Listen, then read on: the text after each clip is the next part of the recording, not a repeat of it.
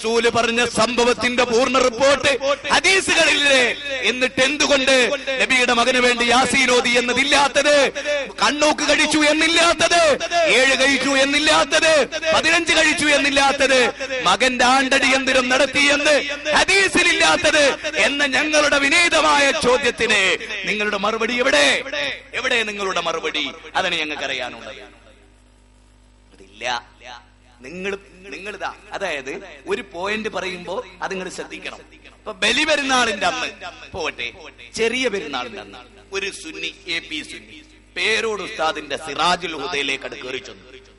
എന്നിട്ട് ഉസ്താദിനോട്, ഉസ്താദേ, ചെറിയ പെരുന്നാളിന് എന്തൊക്കെ ചെയ്യണം എന്ന് ഹദീസിലുണ്ടോ?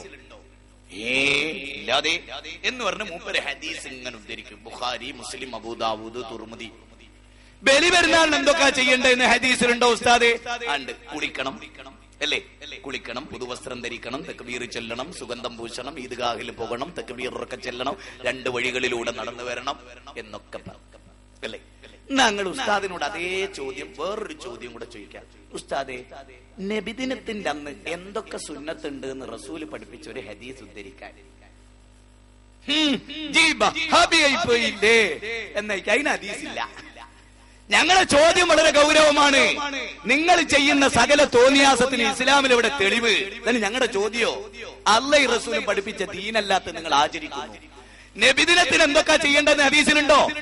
ഏതെങ്കിലും ഒരു ബാബിൽ നബിദിനത്തിന്റെ ഫളായിൽ പറയുന്ന ബാബുണ്ടോ ഹദീസ് ഗ്രന്ഥത്തില്? നിങ്ങൾ നിസാരമായ ചോദ്യത്തിനല്ല മറുപടി പറയണ്ടേ. നിങ്ങൾക്ക് ക്ലിപ്പിംഗ് അപ്പുറവും കട്ട് ചെയ്ത് ഹുസൈൻ സെൽഫി ചീത്ത പറയുന്നത് കേട്ടോ എന്നൊക്കെ വേണേ നാളെ അവിടെ കൊണ്ടുവന്നിടാ.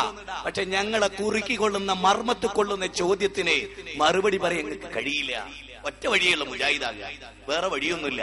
സുന്നി ആയിക്കൊണ്ട് മറുപടി അറിയാൻ കഴിയില്ല അല്ലേ? ഞാനത് നിങ്ങൾക്ക് വ്യക്തമായ ഒരു തെളിവ് പറഞ്ഞുതരാം. നിങ്ങൾ ആലോചിക്കണം. നബിദിനത്തെ കുറിച്ച് സുന്നി പ്രസിദ്ധീകരണത്തിൽ വന്ന 2 പരാമർശവും 3-മതൊരു പരാമർശവും നിങ്ങൾക്ക് പരിചയപ്പെടുത്തരാം. സാമ്പിൾ ഇതാ. അപ്പോ ഇതിപ്പോ ജനുവരിയായി, ഫെബ്രുവരി, മാർച്ച്, ഏപ്രിൽ ആവുമ്പോ തകൃതിയായല്ലോ, പിപ്പി തുടങ്ങാനായല്ലോ. അപ്പോ നിങ്ങൾ ശരിക്കും ആലോചിക്കേണ്ടതാ. ഇത് അൽ മുഅല്ലിം മാസിക, എന്താണ് അൽ മുഅല്ലിം മാസിക 2006 ജനുവരിയിലെ അൽ മുഅല്ലിം മാസിക 2006. കുറച്ച് കാലമായിട്ടേ ഉള്ളൂ, അധിക കാലം നേരിട്ടില്ല. അൽ മുഅല്ലിം മാസികയിൽ ഒരു ലേഖനം. ഇനി നമുക്ക് നബിദിനം ആഘോഷിക്കുന്നതിലേക്ക് മടങ്ങാം. നബി തിരുമേനിയുടെ കാലത്ത് ഏതെങ്കിലും പ്രവാചകന്റെയോ പുണ്യപുരുഷന്റെയോ ജന്മദിനം കൊണ്ടാടുന്ന സമ്പ്രദായം നിലവിലില്ല. എന്ത്? ഇത് ഞങ്ങളെ പ്രസിദ്ധീകരണത്തിൽ എഴുതി എന്താ പറയാ, കണ്ടോ വഹാബിന്റെ അൽമനാറിലെ ലേഖനം എന്ന് പറഞ്ഞ് ഈ ഉദ്ധരണി പറയും. ഈ ഉദ്ധരണി കേട്ട എന്ത്? ഇനി നമുക്ക് നബിദിനം ആഘോഷിക്കുന്നതിലേക്ക് മടങ്ങാം. നബി തിരുമേനി സല്ലല്ലാഹു അലൈഹി വസല്ലമയുടെ കാലത്ത് ഏതെങ്കിലും പ്രവാചകന്റെയോ പുണ്യപുരുഷന്റെയോ ജന്മദിനം കൊണ്ടാടുന്ന സമ്പ്രദായം നിലവിലുണ്ടായിരുന്നോ? നിലവിലില്ല. അതുകൊണ്ട് തന്നെ അതിനെക്കുറിച്ച് തിരുമേനി വ്യക്തമായി ഒന്നും നിർദ്ദേശിച്ചിട്ടില്ല. കണ്ടോ? റസൂല് പറയുന്നെന്താ? സ്വർഗത്തിലേക്ക് നിങ്ങൾ അടുപ്പിക്കുന്നതും നരകത്തിൽ നിങ്ങളെ മോചിപ്പിക്കുന്ന എല്ലാം ഞാൻ പഠിപ്പിച്ചു. ഈ സുന്നികൾ എന്നെ തുറന്നു പറയാ എന്ത്? നബിദിനത്തെ പറ്റി നബി ഒന്നും പഠിപ്പിച്ചിട്ടില്ല. ഈ 2 വാചകവും വെച്ചിട്ട് നിങ്ങളൊന്ന് ചിന്തിക്ക്. നിങ്ങളെ സ്വർഗത്തിലേക്ക് അടുപ്പിക്കുന്ന ഒക്കെ ഞാൻ പഠിപ്പിച്ചു, നരകത്തുനിന്ന് മോചിപ്പിക്കുന്ന ഒക്കെ പഠിപ്പിച്ചു. എന്നിട്ട് ഒരു ഭാഗത്ത് സുന്നികൾ പറയാ എന്ത്? നബിദിനത്തെ കുറിച്ച് നബി ഒന്നും പഠിപ്പിച്ചിട്ടില്ല. എന്ത് മനസ്സിലായി? സ്വർഗത്തിലേക്ക് പോകാൻ നബിദിനം ആവശ്യമില്ല, മറിച്ച് നരകത്തിലേക്ക് പോകാനേ അത് കാരണമാകൂ. കാരണം അത് പഠിപ്പിക്കാത്തൊരു ബിദ്അത്താണ്. ഇത്ര ക്ലിയർ ആയിട്ട് നിങ്ങളെ പ്രസിദ്ധീകരണത്തിൽ എഴുതിയപ്പോ മുജാഹിദുകൾ ഒന്നുകൂടി ഉഷാറായി. ഞങ്ങൾ പറയുന്നതിനെ തെളിവുള്ളൂ. നിങ്ങൾ തെളിവ് തന്നപ്പോ ഞങ്ങൾ സ്വീകരിച്ചു. നിങ്ങൾ എഴുതിയ തെളിവ് നിങ്ങൾ സ്വീകരിച്ചില്ല. നിങ്ങൾ തെളിവ് തന്നപ്പോ തെളിവാന്ന് ബോധ്യപ്പെട്ട് നിങ്ങളെ പോലും നോക്കാതെ ഞങ്ങൾ സ്വീകരിച്ചു. എഴുതി ഞങ്ങൾ സ്വീകരിച്ചില്ല. ഇനി അടുത്ത് കേട്ടോളൂ. സുന്നി വോയിസ്. എന്ത് voice? Sunni voice. 2000 July 16 to 31 മൗലിദ് പണ്ഡിത നിലപാടുകൾ. ഹാഫിദ് ഇബ്നു ഹജർ അസ്കലാനി റഹ്മത്തുള്ളാഹി അലൈഹിയോട് ഒരാൾ മൗലിദ് ആഘോഷത്തെ പറ്റി ചോദിച്ചു.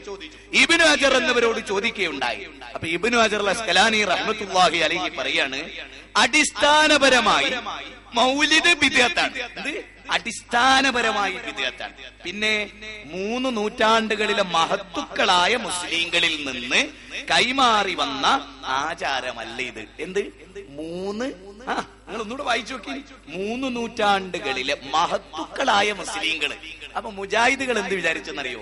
മഹത്തുക്കളായ മുസ്ലിങ്ങളുടെ പാരമ്പര്യം സ്വീകരിച്ച് മഹത്തുക്കളായ മുസ്ലിങ്ങളാകാൻ തീരുമാനിച്ചു. മഹത്തുക്കളായ മുസ്ലിങ്ങളുടെ ചര്യ വിറ്റ് നശിച്ച മുസ്ലിം സമൂഹമാകാൻ നിങ്ങൾ തീരുമാനിച്ചു. ഞങ്ങൾ വേദനിച്ചു. നിങ്ങളോട് മഹത്തുക്കളാകാൻ ഞങ്ങൾ പറയുന്നു. സുന്നി വോയിസ് പറഞ്ഞ പോലെ സുന്നി വോയിസ് പറഞ്ഞു മഹത്തുക്കൾ ആചരിക്കുന്നില്ല, അതുകൊണ്ട് മഹത്വമുള്ള മുജാഹിദുകൾ ആചരിക്കുന്നില്ല.